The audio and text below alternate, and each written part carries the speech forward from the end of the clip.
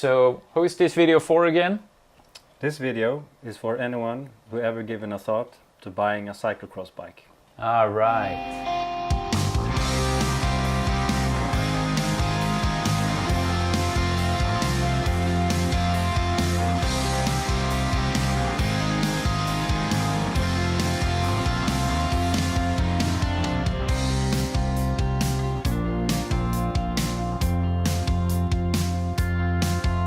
Seriously, I mean, who needs a CX bike?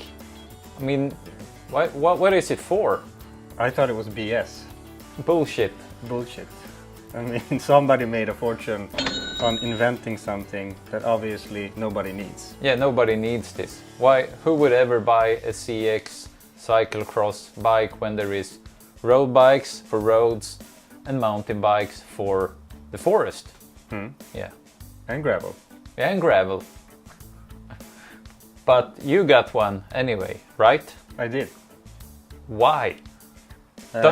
Wait a second here. Don't you have enough bikes already? Well, you know, how many bikes do you need? You need road, mountain bike. Okay, maybe a tempo, if you like tempo. Maybe a bike they won't steal. I mean, we're familiar with the N+1. Oh, you're talking about the Veluminati, See. protectors of the cog. That is for road bikers. I'm a mountain biker, so I don't know about it. And then you have a friend of mine. Yeah? You might have heard of him, Chuck Norris. Chuck Norris? And I asked him, how many bikes do you actually need? What did he say? He said, all of them. All of them. Now, riding a CX bike is indeed a special feeling once you get a feel for it. It's not as big and stable as a mountain bike, but still not sensitive and nervous as a road bike while going on the gravel. Once you hit those pedals, you can feel the power passing straight through with a minimum amount of wasted energy as you ride away towards the horizon.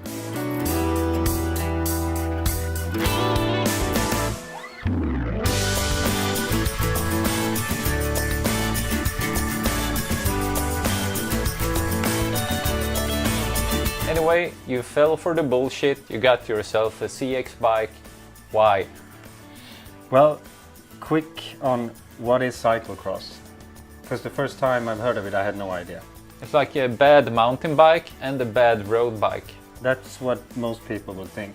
Okay. And I mean the way people compete in cyclocross. Because it's a way of competing, racing. They race in cyclocross? They race. Oh. And a lot of the time when they're out racing, they're carrying the bike. I had no idea. Me neither. Okay. But you can look it on YouTube. Okay. And normally it's a circuit with like 2.5, 3 kilometers lap. Oh, you go like round and round? Okay. And there are obstacles, so you need to be a good bunny jumper.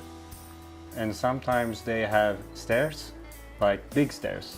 Okay. And we're gonna put in a clip where a guy is jumping up the stairs with a bike, because I've seen a couple of times, and it doesn't even look human, but it's cool. Most of the guys get off the bike, or girls, and run with it. Okay. So you need a run-friendly bike. Run-friendly bike. So it means it needs to be light, because you're gonna be carrying all the time, or a lot of the time. And also it needs to be quick. So Okay. when doing climbs up a small steep hill, then it needs to be responsive, so you get it somewhere. Okay. I had no idea about these things. Me neither, but here we are. Here we are. And as we mentioned, I bought one, and then I bought another one, this one. Yeah. And the thing I like, even love, about this bike is hitting trails, gravel. I've even been out like in mountain bike trails. Okay. With some of the guys who aren't that technical, and I can still outrun them. You fry them? I fry them, yeah. Deep fried. Deep fried. But if you go from a mountain bike, what would you say is the big difference going for a CX? Well, at first I was shit scared. Especially when I left the tarmac All right. and hit some gravels. because riding with this type of bar in the woods or on gravel, Yeah, I thought it was insane. it is insane. It is insane, but as long as you have speed and confidence and the right amount of tire pressure, and obviously the right tires for the job. And Chuck Norris on your friends list Yes. on Facebook. Then you should be fine, right? You should be fine.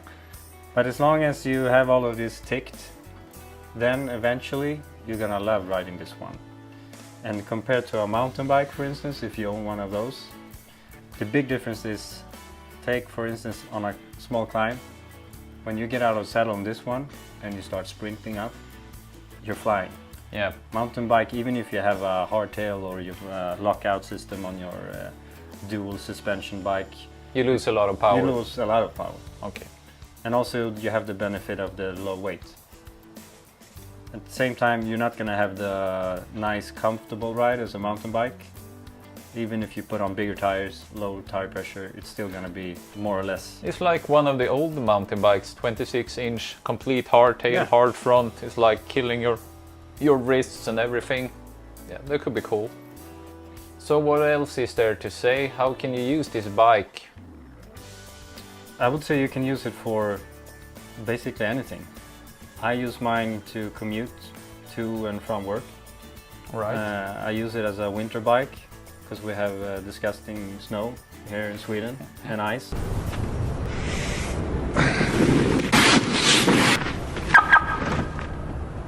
But we I call put it on the Swift season. Swift season. Lifesaver, by the way.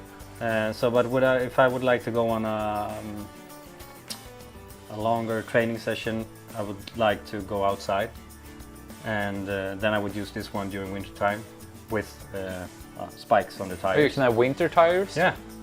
But you So- can't have winter tires on a road bike, or The problem is with the you road have, bike. you have more space here. Yeah, you have a lot of more space, and also 99 out of 100 cyclocross bikes today are with disc brakes, which gives them more room as well Okay. in the fork and in the rear.